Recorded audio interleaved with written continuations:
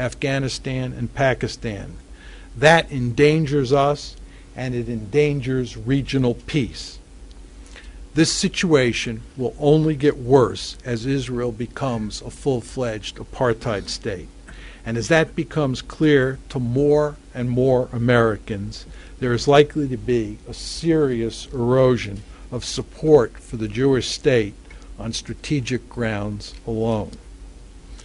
Hardline Israelis and their American supporters are aware of these problems, but they are betting that the lobby will defend Israel no matter what, and that its support will be sufficient to allow apartheid Israel to survive.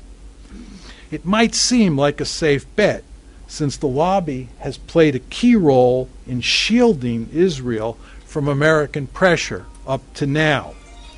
In fact, one could argue that Israel could not have gotten as far down the apartheid road as it has without the help of organizations like AIPAC and the Anti-Defamation League.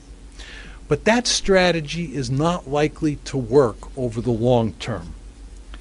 The problem with depending on the lobby for protection is that most American Jews will not back Israel if it becomes a full-fledged apartheid state.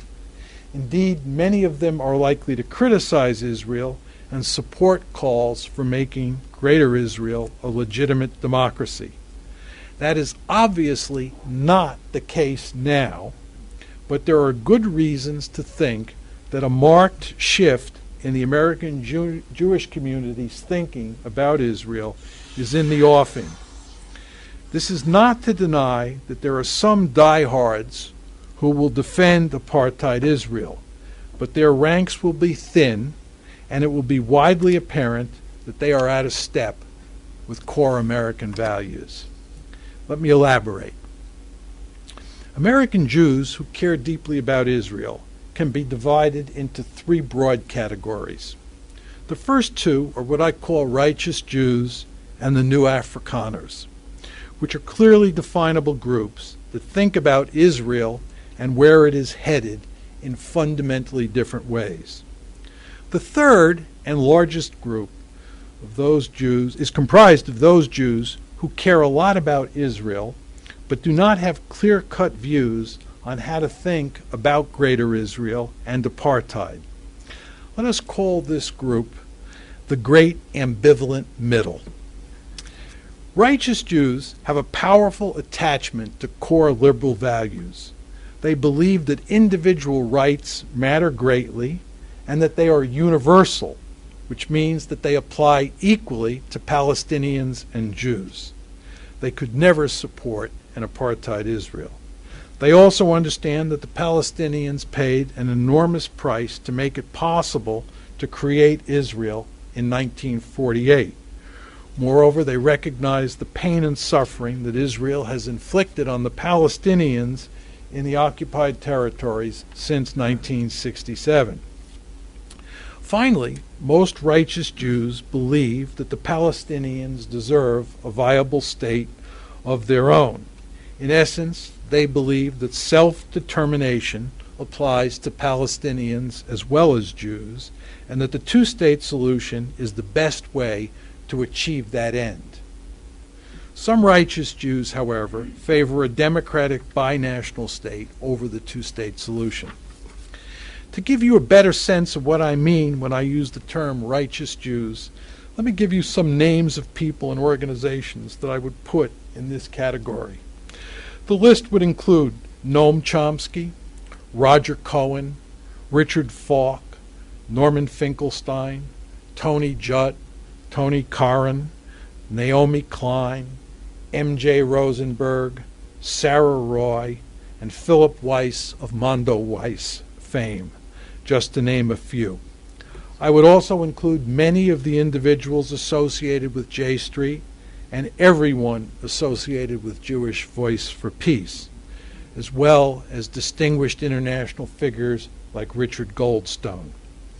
Furthermore, I would apply the label to the many American Jews who work for different human rights organizations, such as Kenneth Roth of Human Rights Watch.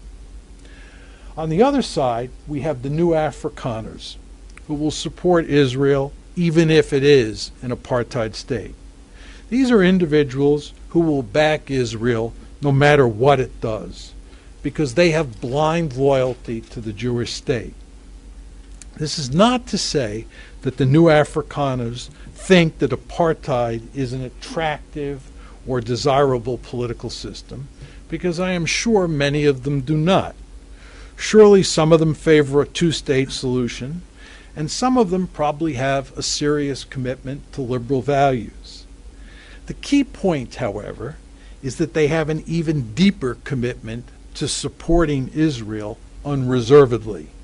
The New Afrikaners will, of course, try to come up with clever arguments to convince themselves and others that Israel is really not an apartheid state and that those who say it is are anti-Semites.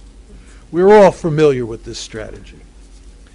I would classify most of the individuals who head the lobby's major organizations as New Afrikaners. This would include Abraham Foxman of the Anti-Defamation League, David Harris of the American Jewish Committee, Malcolm Hohenlein of the Conference of Presidents of Major American Jewish Organizations, Ronald Lauder of the World Jewish Congress, and Morton Klein of the Zionist Organization of America, just to name some of the more prominent ones. I would also include businessmen like Sheldon Adelson, Lester Crown, and Mortimer Zuckerman, as well as media personalities like Fred Hyatt and Charles Krauthammer of the Washington Post, Bret Stephens of the Wall Street Journal, and Martin Peretz of the New Republic. It would be easy to add more names to this list. The key to determining whether the lobby can protect apartheid Israel over the long run is whether the great ambivalent middle sides with the New Afrikaners or the righteous Jews. The New Afrikaners have to win that fight decisively for Greater Israel to survive as a racist state. There's no question that the present balance of power favors the New Afrikaners. When push comes to shove on issues relating to Israel, the hardliners invariably get most of those American Jews who care a lot about Israel to side with them. The righteous Jews, on the other hand, hold considerably less sway with the great ambivalent middle, at least at this point in time. This situation is due in good part to the fact that most American Jews, especially the elders in the community, have little understanding of how far down the apartheid road Israel has traveled and where it is ultimately headed. They think that the two-state solution is still a viable option and that Israel remains committed to allowing the Palestinians to have their own state. These false beliefs allow them to act as if there is little danger that Israel is becoming South Africa, which makes it easy for them to side with the New Afrikaners. This situation, however, is unsustainable over time. Once it is widely recognized that the two-state solution is dead and Greater Israel is a reality, the righteous Jews will have two choices: support apartheid or work to help create a democratic binational state. I believe that almost all of the righteous Jews will opt for the latter option, in large part because of their deep-seated commitment to liberal values, which renders any apartheid state abhorrent to them. Of course, the New Afrikaners will fiercely defend apartheid Israel because their commitment to Israel is so unconditional that it overrides any commitment they might have to liberal values.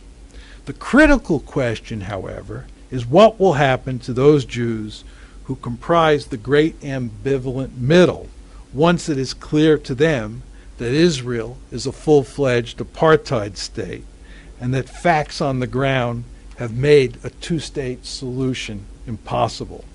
Will they side